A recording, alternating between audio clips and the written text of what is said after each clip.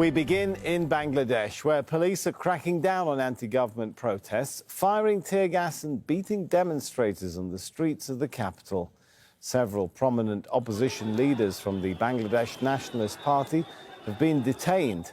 Hundreds of their supporters have been arrested. Demonstrators are demanding the resignation of Prime Minister Sheikh Hasina. They want an interim government before a general election next year.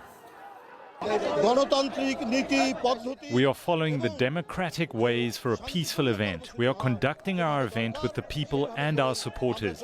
They may beat us, but we will stay strong in our demands. We are following the path of ideals and righteousness.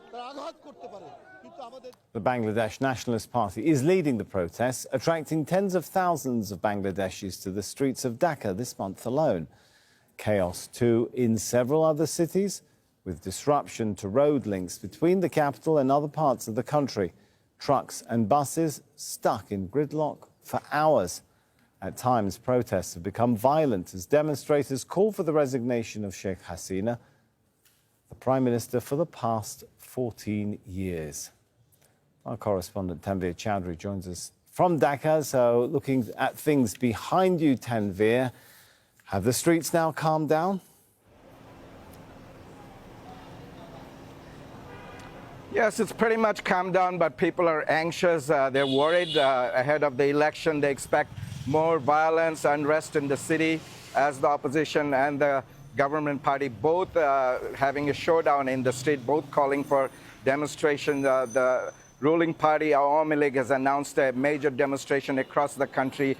What they said there's opposition violence in the country, so they're going to have demonstration all across the country tomorrow. The opposition is still having meeting. They'll probably announce some sort of program. They have been doing that since last month, series of demonstrations, rallies, and marches across the country. Now, today's incident comes quite unexpected. There hasn't been any recent violence, but today's violence, each side is blaming each other who provoked this violence. The opposition yesterday in the rally announced that they'll have a sit-in in the intersection that's connecting the city to the rest of the country. They're not going to block the roads.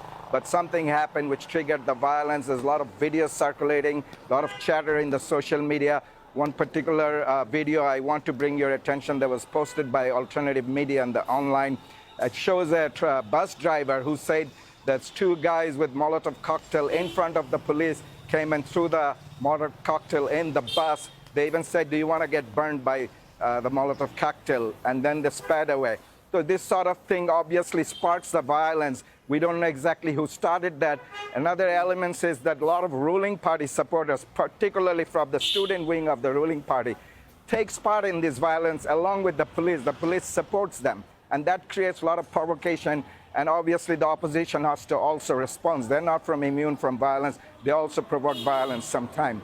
Now, we know that two of the prominent leaders were beaten up. One is in hospital. The other was shown having lunch with the head of the detective police. They've probably been released. Even the Prime Minister sent fruit basket and wished him well in the hospital, one of the leaders, to get him well. And as far as we know, that ahead of the election, there's going to be probably more violence. Even the United States said that they expect the situation in Bangladesh to be more volatile Tanveer, if I could jump in here, because as you're talking, we're running pictures. We can see quite disturbing pictures of protesters. It looks like they're being beaten with batons, with sticks.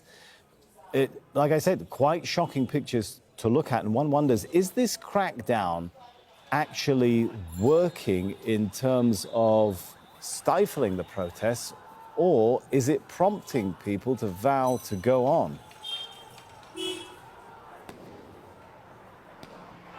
Well, it could be both. In one way, this particular video you're watching is actually one of the prominent leaders who was beaten up like that.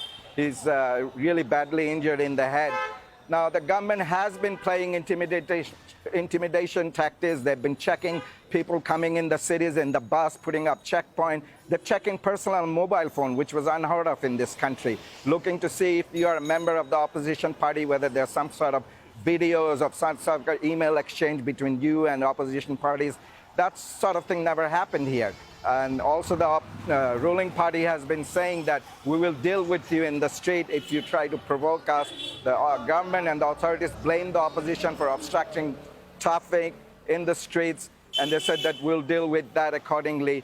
But as we know that the election is there and these sort of things are going to be common, but the opposition is gaining momentum and it will continue to probably protest in the street in coming weeks and months.